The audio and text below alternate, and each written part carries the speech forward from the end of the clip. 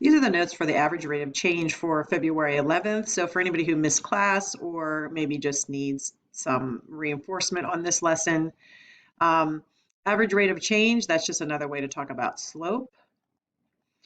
We are familiar with slope from our linear equations. So for a linear equation, your average rate of change is going to be constant. So no matter where you try to count your slope from, you can pick any 2 points on a line and you're going to get the same slope no matter where you pick those points from. For a nonlinear function, the average rate of change or the slope is not constant.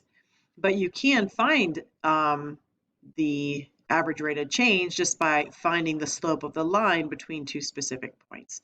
So for this function down here, which is definitely not linear, this is actually an exponential function, we can find the average rate of change from this point to this point just by finding the slope of the line that would connect those 2 points. This line here that connects the 2 points is what we would call the secant line.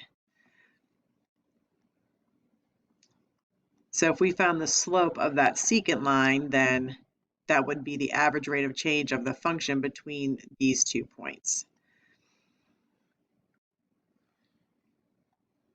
Okay, so average rate of change this is the formula for that. So this actually should have an m in front of it. So the slope of the secant line, the little subscript there. So you guys are familiar with your slope as y2 minus y1 over x2 minus x1. Well, for these problems, they're going to ask you to find the average rate of change over a specific interval. So that means they're going to give you the x values. So they would be asking you to find the average rate of change from here to here. So that would be the interval. Then they're going to put it in interval notation. This would be an x coordinate. This would be an x coordinate.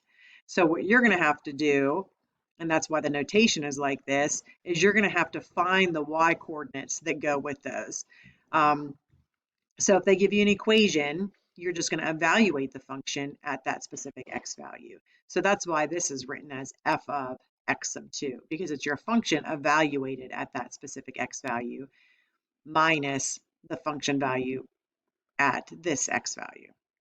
Okay, so an example here, they are asking us to find the average rate of change of this function. So this, hopefully you recognize this as a quadratic. This is actually a parabola when you graph it. So there's definitely not a constant rate of change on a parabola. But they want us to find the average rate of change from x equals 0 to x equals 4, and then find the equation of the secant line. Another way that they write this is they might ask you to find the average rate of change over the interval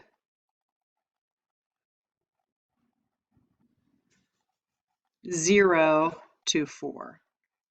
So when they're talking about the interval, these are your x values. So all you have to do is you have to find f of 0 and find f of 4. So I always like to start by kind of writing my ordered pairs down.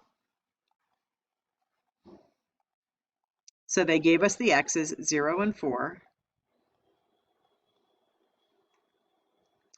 Then you have to find f of 0. So you're just going to take your function and plug 0 in.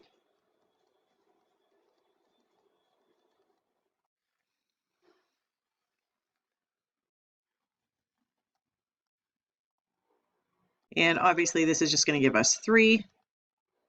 So the ordered pair you're looking at is 0, 3. And then you're going to do that again, but now we have to find f of 4.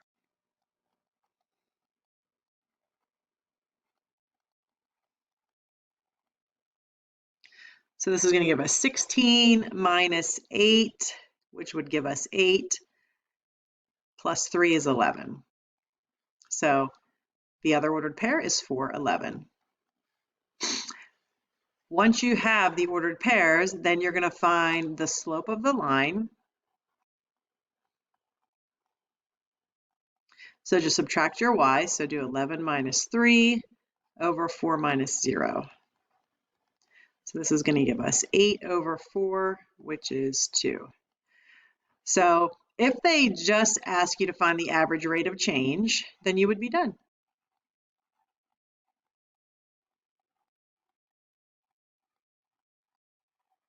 We would say the average rate of change is 2. But they also want you to find the equation of the secant line. So go through your y equals mx plus b.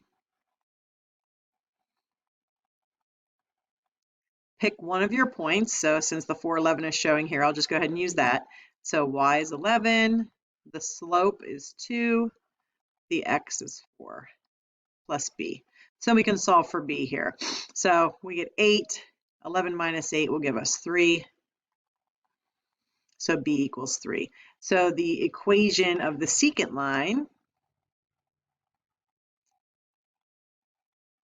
is y equals your slope, which is 2, times x, and your y-intercept, which is 3.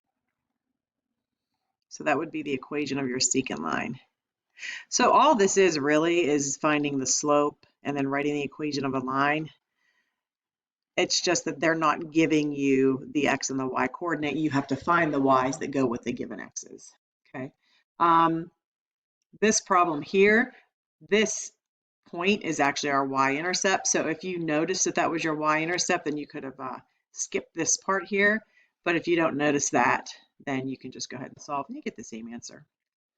So, okay. Let me know if you have questions. Here are some practice problems for you. Have a great day.